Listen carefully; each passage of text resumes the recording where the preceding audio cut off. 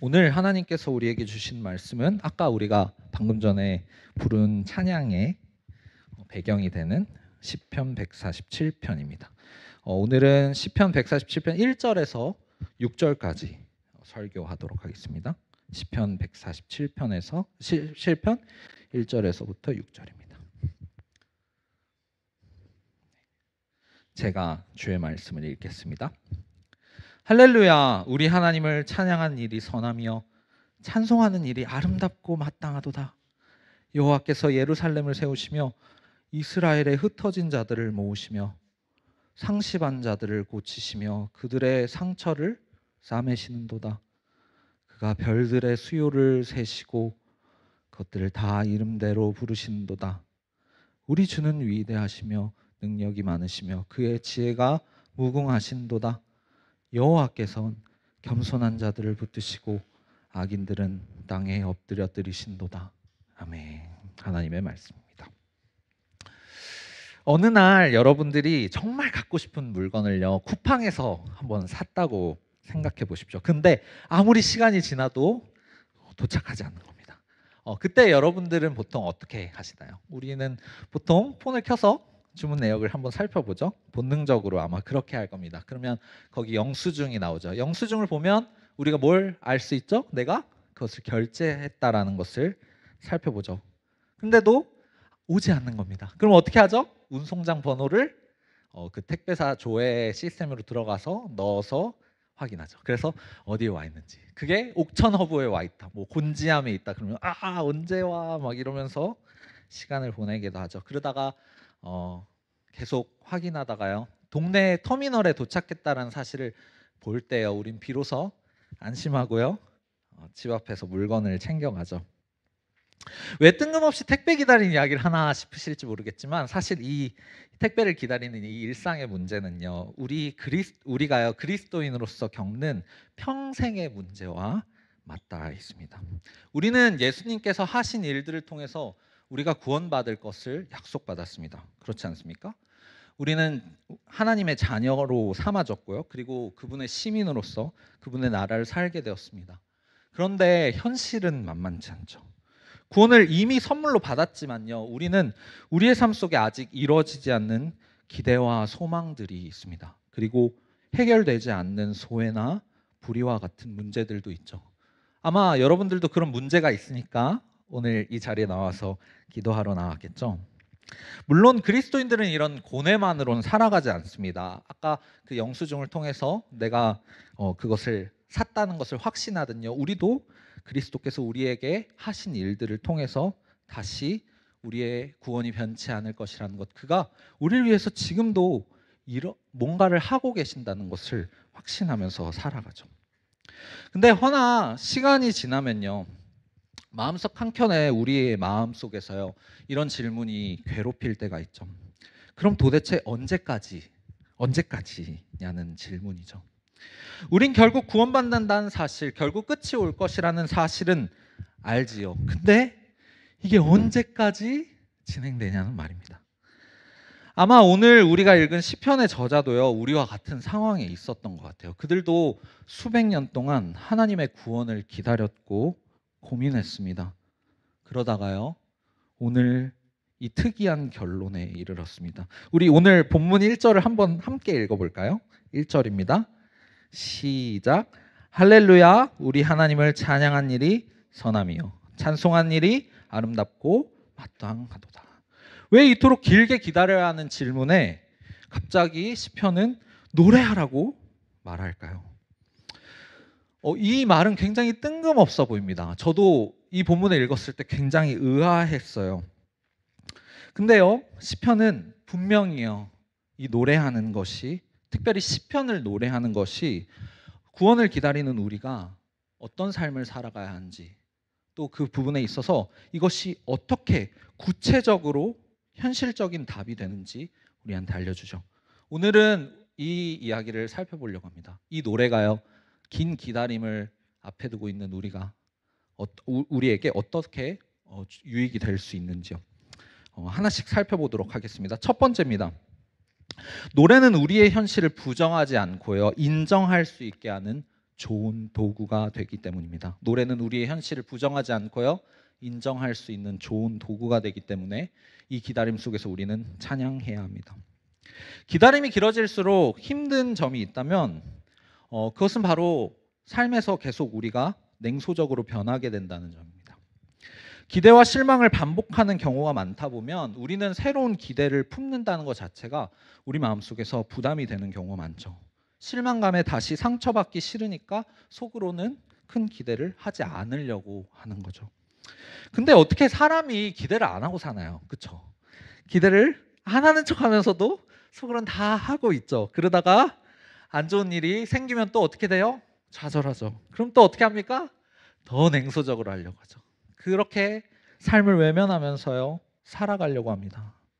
물론 사람이 마음을 무디게 하면요, 그 잠깐의 순간만큼은요, 우리의 마음이 조금 나아질진 모르겠습니다. 그러나 그것은 여러분들도 알다시피요, 잠시일 뿐인 거죠. 바뀌지 않는 현실을 우리가 인식하게 되는 순간 우리는 곧장 현타가 찾아옵니다. 더구나 마음을 무뎌지게 하기로 노력하면요, 우린 단순히 부정적인 상황에만 무뎌지지 않고요, 긍정적인 상황에도 무뎌지게 되죠. 우리의 삶 가운데 고통뿐만 아니라 기쁨의 순간이 찾아왔음에도 불구하고 그 일들을 외면하게 됩니다. 이 냉소가 만들어내는 문제는 바로 이것입니다. 우리가 우리의 삶을 계속해서 부정하게 만든다는 거죠. 근데요, 이 냉소는요, 그리스도인의 삶에서 아주 치명적인 문제를 낳아요. 왜냐하면 우리는 현실만 부정하는 것이 아니라 그 현실 가운데 계신 하나님도 부정하기 때문이죠. 은연중에 하나님을 우리와 상관없는 분으로 우리가 취급하기도 합니다. 저는요, 지금 한 10년째 공황장애를 앓고 있습니다. 잊을만 하면 또 오고 또 옵니다. 그렇게 반복하다 보면 그 시간이 진짜 괴로워요. 근데 제가 항상 겪는 더 큰 괴로움은요, 이 시간도 괴롭지만 이 시간들을 단지 괴롭기만 하고 하나님과 아무 상관없는 시간으로 보낼 때입니다. 내가 하나님께 더는 기대를 갖지 않고요, 그 순간만큼은 그분이 나의 삶에서 무정하신 분이신 것처럼, 내가 있는 그 시간 가운데 부재하신 분이신 것처럼 제가 취급하고 있는 거죠. 그 순간 하나님은요, 내 평소에는요, 좋은 분이 되실지 모르겠습니다. 평소에요.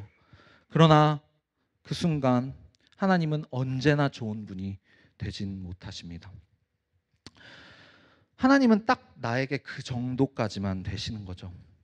그래서 우리는 삶에서요, 하나님을 어느 정도까지만 신뢰하고 그 이상은 기대하지 않는 습관을 갖기도 합니다. 쉽게 말해서 저는 이렇게도 말할 수 있을 것 같습니다. 이것은 부분적 무신론자라고요. 아예 대놓고 무신론으로 사는 것은 아니지만요, 사실상 무신론자처럼 우리의 삶의 존재에서, 우리의 삶의 순간에서 하나님이란 존재를 지워버리는 것입니다. 사랑하는 여러분, 우리 어떻게 해야 될까요? 여러분들도 이런 삶의 순간들 속에서 이런 경험들이 있으시죠? 우리가 어떻게 하면 삶을 냉소하지 않고요, 삶의 순간순간들을 외면하지 않으면서도 말입니다, 하나님의 존재를 지워버리지 않으려면 우리는 어떻게 해야 할까요? 흥미롭게도 오늘 시편은요, 노래가 우리에게 꽤나 중요한, 유용한 해결이 된다고 말해요. 왜냐하면 노래는 모든 종류의 마음을 담고 있거든요. 예를 한번 들어보겠습니다. 여러분들 혹시 시련을 경험해 보신 적이 있으실지 모르겠습니다. 저는 갖고 있는데요, 저 역시도 과거에 그런 경험이 있어요. 제 마음속에 누군가가 들어왔다가 나가는 경험을 하면 어떻게 되나요? 심장이 막 욱신거리는 것 같고, 어떻게 이 상황을 표현하지 못할 만큼 막 답답한 기억이 있죠. 뒤에서 아내가 보고 있는데 이것은 저는 아내를 아주 사랑합니다.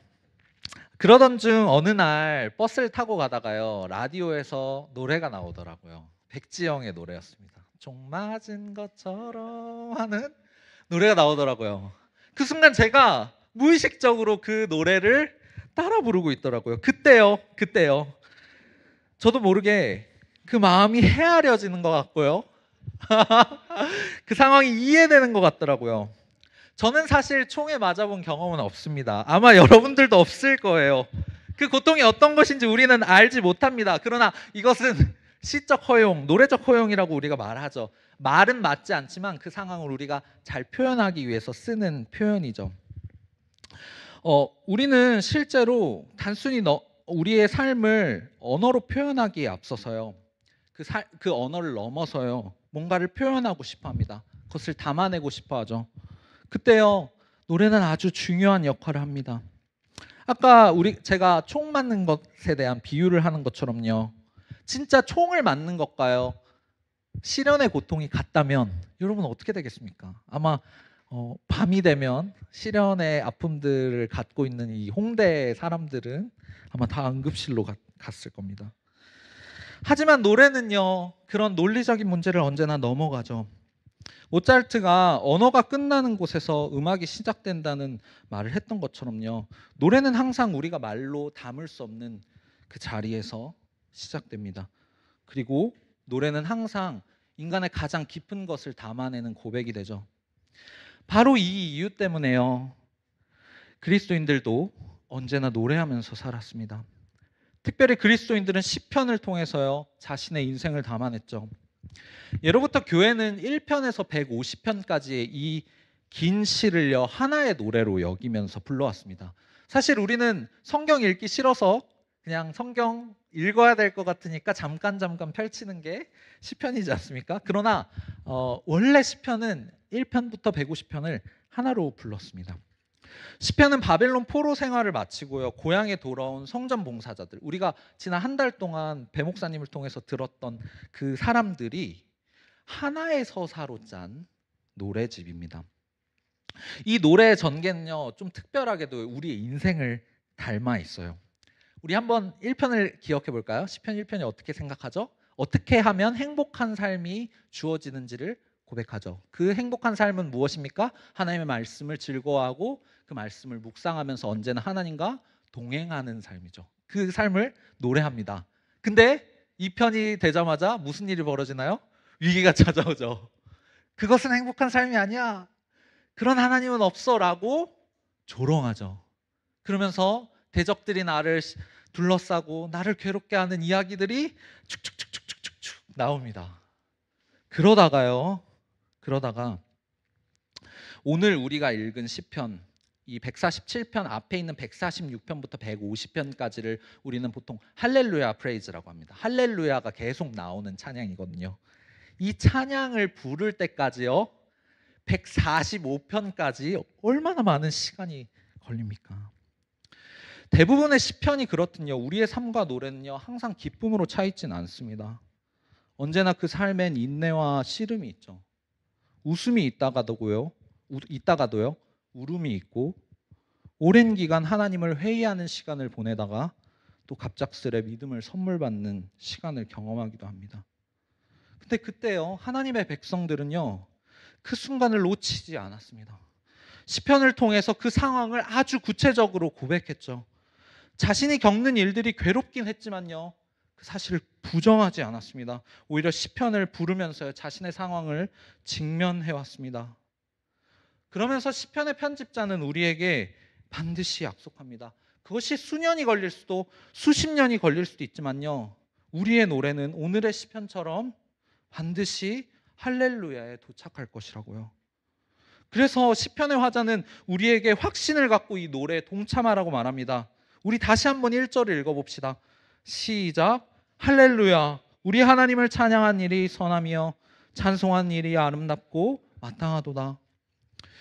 지금까지의 말씀을 들으면서요. 여러분들은 긴 시간 괴롭히면서 여러분들의 마음을 어렵게 했던 순간들을 기억하셨습니까? 혹 긴 시간 기대하면서 기다렸지만요. 계속 좌절하게 만든 소망이 떠올리셨을지는 모르겠습니다. 여러분들은 지금껏 그런 시간들을요. 어떻게 보내오셨습니까? 혹 여전히 그런 마음들을 외면하고 싶진 않으십니까? 혹 새로운 기대를 품고요. 다시 기도해 볼 마음조차도 없을 만큼요. 여러분들의 마음에 두려움이 크진 않습니까? 사랑하는 여러분, 지금 그 마음을 노래하십시오. 하나님께 그 마음을 오늘 기도로 여러분들은 고백하셔야 합니다. 여러분들은 외면하지 말아야 합니다. 하나님은요, 그 노래를 통해서 여러분들이 삶을 외면하지 않도록 하십니다. 아니요, 그 삶 속에서요, 사실 모든 순간마다 여러분들의 탄식이 있는 그 모든 순간에서도 하나님은 항상 함께 하셨다는 것을 여러분들이 경험하길 원하시죠. 그리고 그것을 통해서 하나님은 그 시간이 결코 무의미하지 않음을, 오히려 그 긴 탄식과 괴로움들이 어떻게 찬양으로 변화해야 될 수 있는지를 여러분들에게 경험시켜 주길 원하시죠. 이것이 우리가 노래해야 하는 첫 번째 이유입니다. 바로 두 번째 이유를 살펴보겠습니다. 오늘 설교가 빨리 끝나겠죠? 두 번째 이유는 시편이 우리의 현실을 노래할 뿐만 아니라 우리의 현실 너머에 있는 하나님을 바라보게 하기 때문입니다. 우리의 현실 너머에 있는 하나님이요. 우리가 지금까지 앞서서 살펴본 것처럼요, 노래는 삶을 담아내는 좋은 도구가 될 뿐만 아니라요, 시편은 여기서 한 걸음 더 나아갑니다. 시편은 우리의 삶뿐만 아니라 우리의 삶 가운데 함께 하신 하나님을 노래하죠. 그리고 이 시편은 우리에게 위로가 됩니다. 사실 그리스도인들에게 긴 기다림이 괴로운 이유는요, 그 시간을 통해서 겪는 그 어려움들이 큰 이유도 있지만 사실 배신감 때문일 경우가 많습니다. 배신감이요. 우리는 분명 하나님을 어떻게 고백하죠? 아버지라고 고백합니다. 그리고 선하시고 신실하시고 우리의 삶 속에서 함께 하신다는 것을 고백하죠. 근데 왜 그분은 지금 내 삶에서 아무 일도 안 하시지? 라고 생각하죠. 아니, 일하시는 건 고사하고요, 지금 정말 나랑 함께 하시는 건 맞는지? 라고 우린 자주 의심합니다. 한편으론 사실 하나님이 그냥 아버지가 아니시라면요, 한번 생각해 봅시다. 차라리 그분이 아버지도 아니고요, 선하지도 않고요, 신실하지도 않으면요, 우리는 굳이 이런 고통을 겪으면서 그 이유를 하나님으로부터 찾지 않을지도 모르겠습니다. 흥미롭게도 실제 기독교 역사 속에서는요, 하나님을 이렇게 생각하는 사람이 언제나 있었습니다. 왜냐하면 하나님을 그렇게 여기면 자기의 삶을 좀 덜 상처받으면서 살아갈 수 있으니까요. 그 이유를 하나님께 돌리지 않고 그냥 내가 잘못한 거지 라고 생각하면서 사는 것입니다.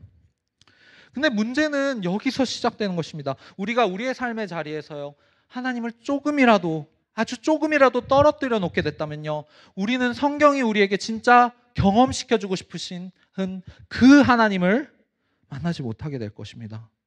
강하게 말하면요, 정말 우리가 하나님을 그런 하나님으로 여기고 있다면요, 그 하나님은 기독교의 하나님은 아닙니다. 성경은 구약에서 거의 대부분 하나님을 여호와라고 소개합니다. 여러분들도 잘 아는 이름일 겁니다. 이 말의 뜻을 아실지 모르겠어요. 이 말의 뜻은 원어로 에흐예, 나는 있다라는 뜻입니다. 뭐 쉽게 말하면 나는 있는 존재다라고 말하는 거예요. 무슨 말인지 잘 모르겠죠? 제가 그래서 문맥을 좀 더 들고 오겠습니다. 하나님은 모세한테 이 이름을 처음 알려주셨습니다. 나는 있다 하고요. 바로 이 이야기를 하시면서 곧바로 하신 표현이 있습니다. 바로 이 말이죠. 나는 아브라함의 하나님이고 야곱의 하나님이고 이삭의 하나님이다. 너의 조상들과 함께한 하나님이 바로 나의 이름 여호와다. 그러면 우리 한번 종합을 해볼까요? 나는 있다. 근데 아브라함의 하나님이요. 하나님 마치 이렇게 말씀하시는 거예요. 뭐냐면요, 내가 바로 거기 계셨다. 거기 있었다고요. 아브라함의 하나님이었던 이유, 바로 아브라함이 경험했던 그 하나님이 바로 나다. 나는 거기 있었다. 나는 그런 존재다. 라고 하나님이 말씀해 주시는 거예요. 그분은 단지 익명의 어떤 존재나요, 단순한 힘, 원리와 같이요, 다른 사람들이 말하는 하나님과 같은 그 어떤 존재, 어떤 힘, 이런 것들이 아닙니다. 그분은 자기의 백성들과요, 아주 구체적인 순간 속에서 함께 하셨던 하나님이죠. 그래서 하나님이 이렇게 말씀하신 겁니다. 여호와, 나는 있는 존재다. 너의 삶에 있는 존재다. 내가 너의 조상들과 함께 했었던, 구약에 너희들이 성경을 읽으면 언제나 보면 볼 수 있는 그 하나님과 그 사람들과 있었던 그 하나님이 바로 나다고요. 그래서 하나님의 백성들은 구체적인 경험이 있습니다. 바로 하나님을 경험한 경험이요. 내가 실현당했을 때, 내가 심지어 불륜하고 있었을 때, 사람들이 질타하고 나를 원망하고 있었을 때 그 모든 순간들에서 하나님이 어떻게 자기 백성과 함께 하신지를 담고 있는 게 우리가 매일 읽는 성경의 내용이지 않습니까? 그리고 무엇보다 그 경험이 담긴 노래를 우리는 지금 계속해서 배우고 있습니다. 우리가 홀로 있는 것 같을 때 그리스도인들은요, 그 경험을 다시 기억했습니다. 자기가 경험했던 그 구체적인 경험이요. 그리고 이 경험이 담겨진 노래, 오늘 우리가 지금 배운 이 시편을 노래했어요. 그리고 그 시편을 부르면서 자신의 삶을 다시 해석하려고 했죠. 좀 지난 드라마긴 하지만요, 여러분 보신 적이 있으실지 모르겠습니다. 이번 생은 처음이라라는 한 드라마가 있어요. 이 드라마는 별로 그렇게 유익한 드라마는 아니에요. 그래서 보진 마세요. 근데 아주 좀 재미있는 에피소드가 하나 있어서 한번 들고 왔습니다. 거기 보면은 지호라는 한 여자 주인공이 나옵니다. 거기 그 사람은 서울에서 살아남기 위해서 열심히 살아가다가요, 의도하지 않게 세이라는 한 남자랑 위장 결혼을 시도를 합니다. 별로 안 좋은 내용이죠. 그렇게 위장 결혼을 했는데요, 남편이랑 살기 싫은 거예요. 그래서 이혼을 결정합니다. 그리고 그 이혼을 결정하고 자기 엄마랑 대화하는 내용이 나오거든요. 근데 놀랍게도 엄마도 그런 과거에요, 이혼을 생각했던 경험들이 있다고 하면서 이런 이야기를 나눠주었습니다. 이게 사투리인데 사투리는 안 쓰고 그냥 읽어보겠습니다. 이혼을 하려다가도 갑자기 연애 때 생각이 계속 나더라. 아, 내가 이 사람하고 헤어졌으면 평생을 마음에 두고 절절하게 그리워했을 사람이겠구나. 막 그렇게 생각이 들더라. 지호야, 사람 인생 다 비슷하고 고만고만하다. 다만 자기 별주머니를 잘 챙기는 게 중요하지. 별주머니?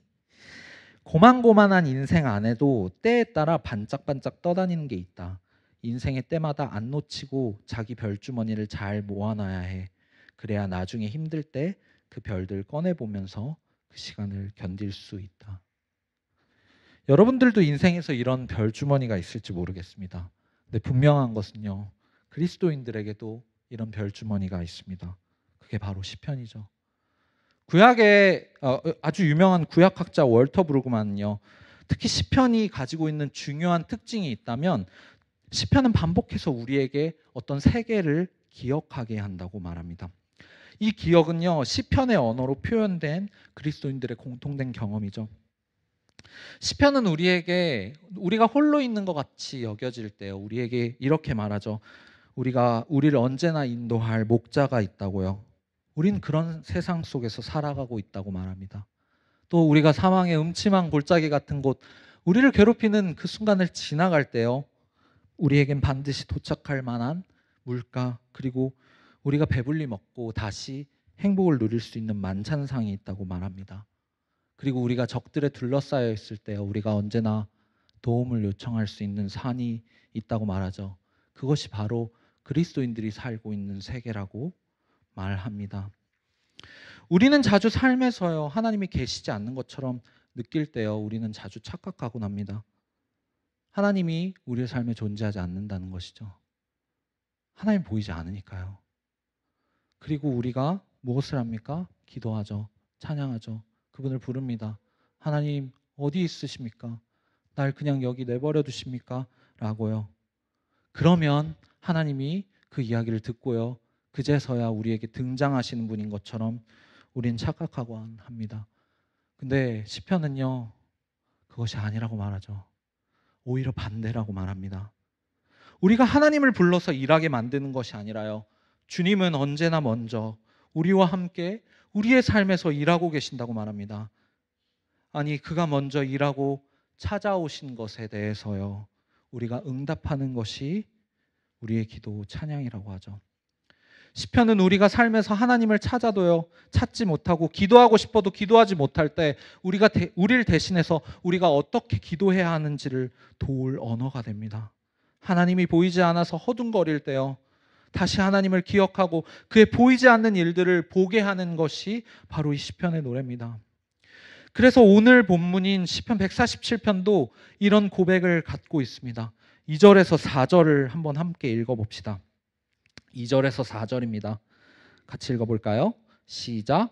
여호와께서 예루살렘을 세우시며 이스라엘의 흩어진 자들을 모으시며 성심한 자들을 고치시며 그들의 상처를 싸매신도다.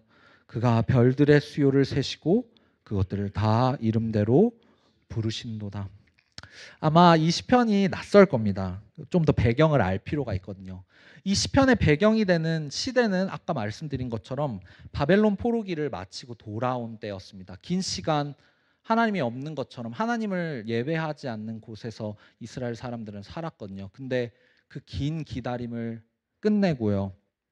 다시 자기의 땅으로 돌아오게 됩니다. 아마 그들은 포로기 때부터요. 이 노래를 불렀을 것으로 예상이 됩니다. 이 노래의 배경이 되는 본문이 사실 있습니다. 그것은 뭐냐면 신명기 30장을 보면 이 내용을 갖고 있습니다. 이 시편의 사람들이 이 노래를 불렀던 건 아마 신명기 30장 1절에서 4절을 인용한 것 같아요. 제가 한번 읽어드리도록 하겠습니다. 혹시 앞에 띄워주셨군요. 감사합니다. 우리 한번 같이 읽어볼까요? 1절에서 4절 시작. 내가 내게 진술한 모든 복과 저주가 내게 임함으로 내가 내 하나님 여호와로부터 쫓겨난 모든 나라 가운데서 일이 마음에서 기억이 나거든 너와 내 자손이 내 하나님 여호와께로 돌아와 내가 오늘 내게 명령한 것을 온전히 따라 마음을 다하고 뜻을 다하여 여호와의 말씀을 청종하면 내 하나님 여호와께서 마음을 돌이키시고 너를 긍휼히 여기사 포로에서 돌아오게 하시되 내 하나님 여호와께서 흩으신 그 모든 백성 중에서 너를 모으시리니 내 쫓겨난 자들이 하늘가에 있을지라도 내 하나님 여호와께서 거기서 너를 모으실 것이며 거기서부터 너를 이끄실 것이라. 여기 보면 재밌는 표현이 있어요. 뭐냐면 바로 1절입니다. 제가 먼저 이 본문의 배경을 잠깐만 말씀드리겠습니다. 이 본문은 신명기 30장 말씀인데요. 모세가 이스라엘 백성들한테 그 교훈하는 그 시리즈의 마지막 시리즈입니다. 그 시리즈의 마지막 부분을 보면요. 모세는 자기의 백성들한테 하나님의 백성들한테 어떻게 하나님의 백성으로서 살아가야 하는지를 쭉 이야기하고요. 두 가지를 이야기합니다. 바로 복과 저주죠. 이제 하나님께서 이렇게 말씀하셨고 이 말씀대로 너희들이 살아가면 너희들이 어떻게 복을 받을지에 대해서 길게 이야기해 줍니다. 그리고 그 이어서 곧바로 저주를 이야기하죠. 근데 이대로 너희들이 살아가지 않으면 너희들이 어떻게 살아가게 될 거냐면 너희들 가운데서 기근이 있을 것이고 질병이 있을 것이고 무엇보다 너희들이 의지하는 그 나라의 사람들에게 오히려 공격을 받아서 그 사람들의 식민지가 될 것이라는 것을 이야기하시죠. 근데 그 이야기를 하고 나서요. 곧장 30장에 가면요. 1절에 이렇게 말씀하십니다. 내가 내게 진술한 모든 복과 저주가 내게 임함으로 내가 내 하나님 여호와로부터 쫓겨난 모든 나라 가운데서 이 일이 마음에서 기억나거든. 이렇고요. 좀 이상하지 않나요? 하나님은 좀 신기한 분이십니다. 하나님은 마치 이렇게 말씀하시죠. 이 일이 내 마음에서 기억이 나거든 하면서 어떤 조건을 붙이고 계세요. 하나님 무슨 생각을 하시면서 이 이야기를 하시는 걸까요? 나는 사실 너희들을 알고 있어. 너희들은 결국 나를 배반하고 이 명령을 지키지 않고 저주를 받아서 저 나라로 끌려갈 거야. 근데 이게 너희 마음속에서 내가 이 약속을 했던 것을 너희가 혹시 기억을 하면 이제부터 너희들이 무엇을 해야 하는지 내가 알려줄게 라고 말씀하시는 겁니다. 하나님이 혹시 우리를 너무 깔보시는 건 아닐까요? 아니요, 그건 아닙니다. 하나님은 오히려 우리를 진짜 아셨죠. 그래서요, 그분은 우리에게 앞으로 너희들의 삶 속에서 무슨 일이 벌어질지를 미리 예언하셨습니다.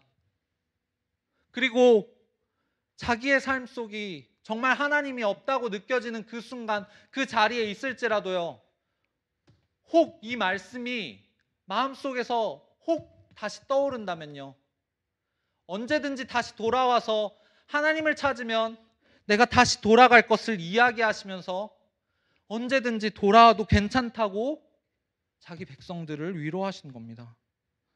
무엇보다 이런 표현을 쓰시죠.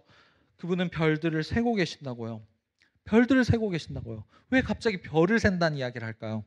이것은 하나의 비유입니다. 여러분은 아마 아브라함에게 하나님이 어떤 약속을 하실 때요, 하나님이 이런 이야기를 하셨습니다. 너희들의 자손들이 별과 같이 많아질 것이라고요.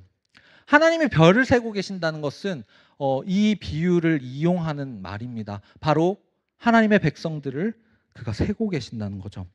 그 별들은 우리를 말합니다.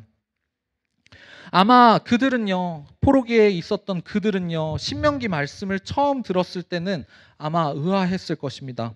그러나 그들은 그 말씀을 계속 읽으면 읽을수록 자신의 상황이 왜 이렇게 벌어졌는지를 깨닫게 되었을 것입니다. 왜냐하면 하나님은 이미 그들을 예언하셨거든요. 그리고 그들은 이제 기억하는 것입니다. 하나님이 근데 약속하셨지.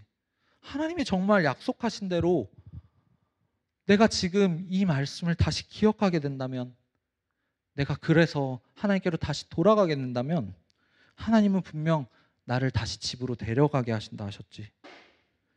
그때요, 그들은 이 약속의 말씀을요, 노래로 지었고요, 그 노래를 부르기 시작했습니다. 그러면서 자신의 삶을 새롭게 해석하기 시작했겠죠. 그때 정말 그들은 알게 됐을 것입니다. 하나님은 정말 나를 알고 계셨구나. 하나님은 정말 나와 함께 하셨구나 라고요. 그리고 그들은 불렀습니다. 그리고 결국 끝끝내 자기의 집으로 돌아왔죠. 사랑하는 여러분, 삶의 자리에서 여러분들이 하나님이 선명하지 않는 순간들이 있으십니까? 혹 그가 여러분들을 내버려 두신 것처럼 생각하진 않습니까? 그것은 사실이 아닙니다. 우리에겐 우리를 기다린 목자가 있습니다. 쉴만한 물가가 우리를 기다리고 있죠. 우리가 그런 하나님의 인도를 모르고요, 흩어져 방황하고 있을 때마다 그분은 우리를 일일이 세고 계십니다. 그는 그가 가진 이름 그 여호와처럼요, 자기 백성과 함께 하시는 하나님이시죠. 우리도요, 이 노래를 부를 필요가 있습니다. 왜냐하면 이 여호와가 바로 여러분들의 하나님이시기 때문입니다. 많은 사람들은요, 구약의 하나님과 우리가 지금 믿고 있는 신약의 하나님과 다른 분이라고 착각할 때가 많습니다. 구약의 하나님은 우리가 겉으로 봤었을 때는요, 신약의 하나님과 달리 더 많은 것들을 어떤 저주를 내리고 아주 폭력적이고, 신약의 하나님, 사랑의 하나님과는 조금 달라 보이기 때문이죠. 근데 그것은 사실이 아닙니다. 이 여호와라는 말은요, 신약에 가서요, 바로 구약이 끝나자마자 마태복음을 펼치자마자요, 신약은 하나님을 이렇게 말합니다. 그 하나님은 바로 예수 그리스도시죠. 그 예수 그리스도의 이름을 이렇게 말합니다. 그가 임마누엘이시라고요. 임마누엘이 무슨 뜻이죠? 하나님은 우리와 함께 하시는 분이시라고요. 신약은 곧장 알았습니다. 우리에게 있는 하나님, 우리를 위해 오신 구주가요, 단순히 지난 2000년간, 수천 년간 자기 백성들과 함께 하시지 않으시다가 어느 순간 갑자기 튀어나와서요, 우리와 함께 하신 분이 아니시라고요. 사실 우리와 지금까지 함께 하신 그 하나님이 바로 지금 이 시간 자기의 삶의 자리에서, 그 나사렛 그 동네에서 자기의 삶에 찾아오신 분이시라는 것을 고백했죠. 그리고 계시록은요, 우리한테 약속합니다. 그분이 진짜 우리와 함께 하시는 하나님이시라고요. 우리는 우리의 구주가요, 죽으시고 부활하시고 하늘에 올라가셨을 때 그가 이제 더 이상 우리와 함께하지 않는 분이라고 착각했습니다. 그래서 요한은요, 하나님은 요한을 통해서 이렇게 말씀하세요. 어떻게 말씀하시냐면 그가 알파와 오메가라고 말씀하시죠. 그분은 기억에서부터 히읗에 있습니다. 그는 A부터 Z까지입니다. 무슨 말인지 아시겠습니까? 그분은 처음이자 마지막이십니다. 그분은 태초 전부터 우리를 만들기 위해서 작정하셨죠. 그리고 그것을 시작하셨습니다. 그리고 그분은 우리가 마지막에 도달했었을 때도 그분은 거기 계실 것입니다. 그것을 우리가 어떻게 알 수 있나요? 그가 우리의 중간, 우리의 시간 안으로 들어오셨기 때문이죠. 우린 계속해서 착각합니다. 예수님이 마치 2000년 전에 잠깐 33년 동안 우리에게 찾아오셨다가 도망가신 분인 것처럼요. 그래서 이제 더 이상 우리와 함께하지 않으시고 우리는 구약의 백성들이 그랬던 것처럼 막연하게 하나님을 기다리는 것이라고. 그래서 우리에게 곧 오신다고 말씀하셨지만 우리를 전혀 배려하지 않고 우리를 생각하지 않고 위로해주지 않고 그냥 막연하게 이 시간을 버티라고 하는 분인 것처럼 생각할 때가 참 많습니다. 사랑하는 여러분, 그것은 우리의 착각입니다. 오히려 우리는 반대로 생각해야 합니다. 예수 그리스도께서요, 우리의 시간 가운데로 들어오셔서 인간이 되셨다면요, 그는 지금도요 우리 가운데서 함께 하시는 분이십니다.